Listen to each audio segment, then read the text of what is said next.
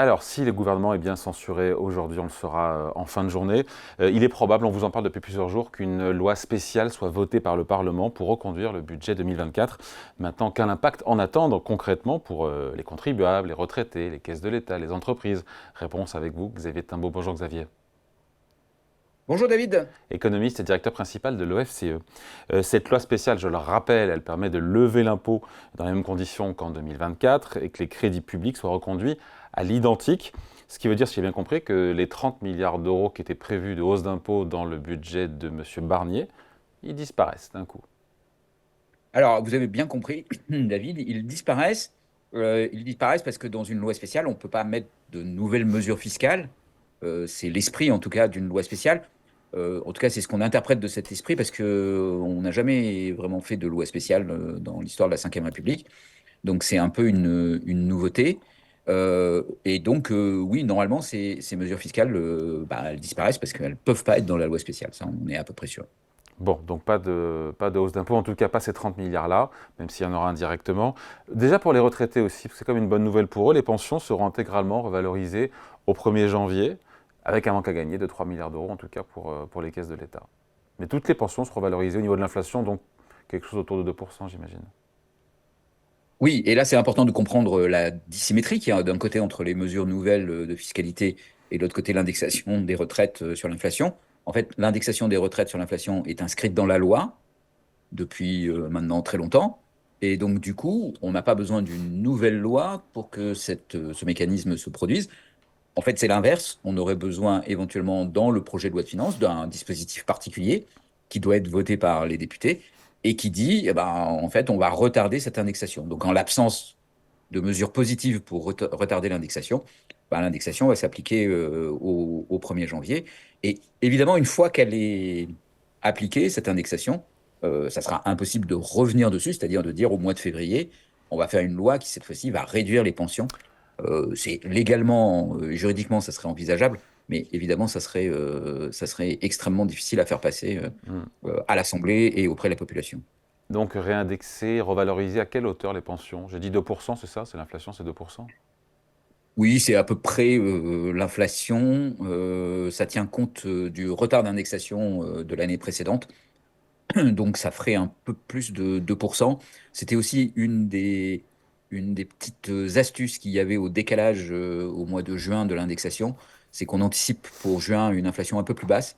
Et donc, en fait, l'indexation, ça aurait été faite sur un chiffre d'inflation un peu plus bas que celui qui prévaut au mois de janvier.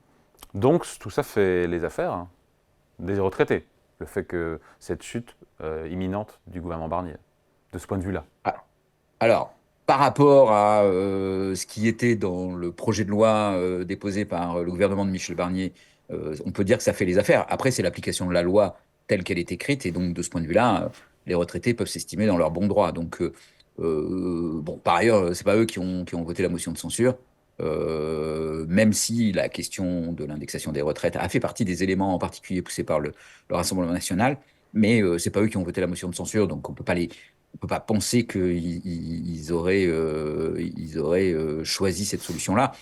Il y a d'autres conséquences au fait d'avoir une loi spéciale, dont les retraités peuvent aussi faire les frais en partie. Voilà. Après, je disais qu'il n'y a pas de hausse d'impôt, enfin, il y a plus des 30 milliards d'euros de hausse d'impôt prévus dans le budget. Il y aura des hausses d'impôts indirectes. On l'a évoqué hier, mais on revient 2 secondes dessus, parce qu'il a été confirmé hier soir par le Premier ministre dans son entretien à TF1 et France 2. Le barème de l'impôt sur le revenu ne sera pas revalorisé à hauteur de l'inflation, donc en restant inchangé mécaniquement, ça fait rentrer plus de Français dans l'impôt, quasiment 400 000. Et pour 17 millions de Français, c'est plus d'impôts et c'est 4 milliards d'euros de recettes pour l'État. C'est ça, c'est à peu près ça. 4 milliards de recettes en plus par le fait que les barèmes ne sont pas modifiés, indexés alors, sur l'inflation. La logique pour maintenir un taux d'imposition à l'impôt sur le revenu qui est constant, il faudrait que le barème soit indexé sur les revenus des ménages, donc ce qui est un peu plus que l'inflation. Et, et le fait de ne pas indexer du tout, effectivement, ça va conduire mécaniquement à une hausse de l'impôt sur le revenu de 4 milliards. Alors, on avait d'un côté 30 milliards de mesures fiscales en plus, on a là 4 milliards de, d'impôts en plus. Donc, on peut dire que globalement, quand même, il y aura probablement moins d'impôts avec une loi spéciale qu'il n'y en aurait eu avec Hmm. un budget tel qu'il était déposé. On a parlé des contribuables et aussi des retraités. Pour les entreprises, il y avait ces surtaxes d'impôts sur les sociétés. Il y avait d'autres choses qui les concernaient. Là, pareil, du coup, hop, ça s'évanouit, hein. Enfin, ça disparaît. Voilà, les deux principales mesures pour les entreprises, c'est la surtaxe sur l'impôt sur les sociétés. Il y a aussi l'impôt sur les plus riches. Et puis, le fait qu'on voulait raboter le barème des cotisations sociales Ouais. pour gagner à peu près 4 milliards d'euros sur ce barème. Et donc là, en l'absence d'une loi, évidemment, c'est une mesure qui ne pourra pas avoir d'impact en janvier. Alors, il y a quand même un point qui est important, David, hein, c'est que la loi spéciale, c'est une loi qui permet de gagner du temps. C'est-à-dire qu'on l'a fait en attendant d'avoir un nouveau budget. Mais l'obligation d'avoir un budget pour l'année 2025 ne s'évapore pas avec la loi spéciale. Et donc, la loi spéciale, c'est la prochaine action si le gouvernement venait à tomber, qui peut être portée par le gouvernement démissionnaire ou par un nouveau gouvernement. Mais un nouveau gouvernement, ensuite, aurait pour obligation de présenter un projet de loi de finances Oui, mais pour s'il est l'année censuré, 2025. si lui-même est censuré, on restera avec cette loi Alors, spéciale. Combien de temps ça peut durer d'ailleurs, ça? bah, ça peut durer assez longtemps, de censure en censure, jusqu'à ce que la logique institutionnelle voudra que, en fait, on dissolve à nouveau l'Assemblée nationale pour finalement pouvoir avoir un budget. Alors, on a quelques exemples dans des pays voisins, par exemple en Belgique ou en Espagne, où pendant des périodes de temps assez longues, le processus législatif et parlementaire a échoué à élaborer un budget Mm. et où on est resté avec des budgets reconduits pendant des périodes de temps assez longues. Je pense qu'en Belgique, ça a été 500 jours Mm. euh, Et il n'y a pas eu de qui ont chaos été financier pour autant. et il n'y a pas eu de catastrophe financière parce que euh, la logique d'une loi spéciale, c'est de pouvoir permettre de faire des choses. En fait, on peut même imaginer que dans la loi spéciale, il y ait des mesures comme la revalorisation du barème de l'impôt sur le revenu. C'est pas constitutionnellement impossible. La loi spéciale doit être votée par le Parlement. Et si le Parlement s'accorde sur le fait que bah, il faut revaloriser le barème de l'impôt sur le revenu, bah, il est souverain, il peut le faire et il n'a pas forcément besoin d'un projet de loi de finances pour le faire. On peut aussi imaginer avoir un projet de loi de finances à minima qui serait un peu plus qu'une loi spéciale, mais un peu moins qu'un budget, dans lequel il y aurait un certain nombre d'éléments, comme des décalages d'indexation de certaines prestations, ou des impôts supplémentaires, ou des réductions de dépenses, ou des crédits aussi accordés à certaines administrations. On n'a pas parlé de cet aspect J'allais y venir, budgétaire j'allais y dire, sur la j'allais y venir. dépense, Du mais c'est côté quand même un des, point important. vous avez raison, du côté des Venons, dépenses, si les venons-en. crédits sont reconduits à l'identique au niveau Ouais. 2024, alors vous avez fait vos calculs à l'OFCE, ça fait faire des économies à la sphère publique puisque ça correspond en fait à un gel de dépenses qui aurait dû augmenter, je sais pas, de 2 ou 3%, et ça équivaut à 15, vous avez calculé, ou 18 milliards d'euros d'économies. Voilà, c'est ça. Donc il y a une partie de la dépense publique Je l'ai.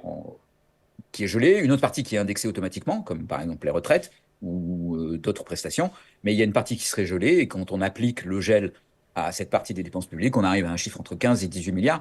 Vous voyez que c'est pas négligeable hein, comme impact. Ça fait dire à certains qu'en fait, le budget, globalement, de façon agrégée, qui serait issu d'une loi spéciale, entre ben, l'effet sur l'impôt sur le revenu et sur quelques autres impôts, et l'effet sur les dépenses publiques serait pas très loin de l'effort budgétaire Eh qui oui. était implicitement celui du budget Barnier. Et donc, en fait, le déficit public de la France serait assez insensible à cette loi spéciale ou à l'absence d'un budget voté. Et donc, on est très Donc loin de la catastrophe c'est pas annoncée. du tout la catastrophe annoncée, parce qu'effectivement après les différents renoncements qu'a pu faire Michel Barnier pour rien finalement, le déficit qu'il visait pour 2025 de 5% finalement n'était pas du tout atteignable, on était plutôt autour de 5,3, 5,5, le niveau auquel on pourrait atterrir avec une loi spéciale. Tout à fait. Donc, oui, oui, on n'est pas du tout dans un schéma de catastrophe. Alors, après, qu'on dramatise sur le plan politique la situation, ou qu'on pointe le fait que, quand même, l'absence de décision et l'absence de PLF dans un certain nombre de secteurs, peut-être que Loïc Quentin nous parlera du secteur de la construction, Et qui est très l'immobilier. inquiet de l'absence d'un budget parce que ça aura des conséquences immédiates et assez importantes au cours de l'année 2025 s'il n'y avait pas un certain nombre de mesures fiscales qui étaient prises. Mais donc, si on regarde les choses vraiment de façon agrégée, non, on n'est pas dans la catastrophe annoncée et la France ne va pas s'enfoncer un dérapage budgétaire. Voilà. L'analyse qui a été faite sur vos ondes, qui est de dire il y aurait peut-être même un peu moins d'impulsion budgétaire négative dans un budget loi spécial plutôt que Barnier. Et donc, il y aurait un peu plus de croissance en 2025 que on C'est ce aurait que pu nous a avoir dit, avec pardon, Barnier, David du coup. Kayla hier, le chercheur à l'université d'Angers, membre des économistes atterrés. Moi, j'étais surpris. Il nous a dit ça. Il nous a dit, a priori, il pourra y avoir plus de croissance que prévu en France avec cette loi spéciale l'an prochain. Bah oui, ça peut paraître paradoxal, mais c'est quand même lié au fait que le budget Barnier était un budget fortement récessif, hein. On a évalué que l'impact de ce budget sur l'activité en 2025 serait de 0,8 points à l'OFCE. Et donc évidemment, si vous prenez la moitié du budget, ben, vous aurez un impact récessif moindre. Alors, il y a des effets négatifs qui sont liés à l'incertitude qui est ouverte par la situation. Il y a un tout petit effet négatif qui est lié aux tensions sur les taux d'intérêt, qui se traduisent par des écarts de taux avec l'Allemagne qui augmentent. Mais tous ces effets d'incertitude, d'écart de taux sont très faibles, en fait. Et donc, oui, on peut imaginer être dans une situation un peu paradoxale où on aurait un petit peu plus de croissance qu'anticipée en 2025. Rien de très glorieux. Il ne faut pas s'attendre à avoir 3 points ou 2 points de croissance en plus. Voilà. Puis il ne On faut pas pourrait oublier quoi? On qu'on est pourrait dans... avoir, Xavier, on pourrait avoir quoi? 1% de croissance et au final, des déficits publics qui commencent à se résorber tout doucement? Voilà, c'est ça, c'est le Il n'y a rien de scénario dramatique, hein. probablement Il n'y a rien de à dramatique voir. à ça, hein. Donc il n'y a rien de dramatique à ça. Et puis il ne faut pas oublier qu'on est dans un contexte où la Banque centrale est en train de baisser assez fortement ses taux et que ça va avoir un effet positif sur l'économie européenne, sur l'économie française. Et donc, oui, enfin, je veux dire, encore une fois, hein, c'est pas, ça ne veut pas dire qu'il faut souhaiter qu'il n'y ait pas de budget et qu'on est mieux sans budget qu'avec un budget. Il y a plein de raisons de penser qu'on est mieux avec un budget que sans budget et on ne peut pas regarder que la croissance l'année prochaine comme seul indicateur. Il y a quand même, enfin, la question de la soutenabilité de nos finances publiques est une question importante. Voilà. Mais dire on n'a pas de budget et donc ça va être la fin du monde, Bah, c'est ce là, que, pardon, hier soir, Michel Barnier, il a dit que tout sera plus difficile si le gouvernement tombe. Il l'a dit, hein, tout sera plus dur. j'imagine que Michel Barnier est très affecté personnellement par le fait de se retrouver enfin, éjecté de son poste gouvernemental dès cet après-midi. Mais voilà, l'analyse objective de tout ça, elle doit rester un peu plus froide Mm. et on n'est pas dans une situation de catastrophe. On est dans une situation qui est grave politiquement, d'instabilité politique, de grandes fractures du Parlement, qui est dans une situation où il n'arrive pas à décider, ce qui n'est pas une bonne chose pour une démocratie quand le Parlement est incapable de décider. Mais les institutions sont solides et robustes, et quand le Parlement a du mal à se décider, le pays s'effondre pas. Mm. Et on finit là-dessus, mais pour les marchés financiers, cette loi spéciale, ce recours à une loi spéciale, est-ce que c'est quoi? C'est ni inquiétant, ni rassurant? On verra ce qui va se passer sur le spread franco-allemand qui est à 90 points de base.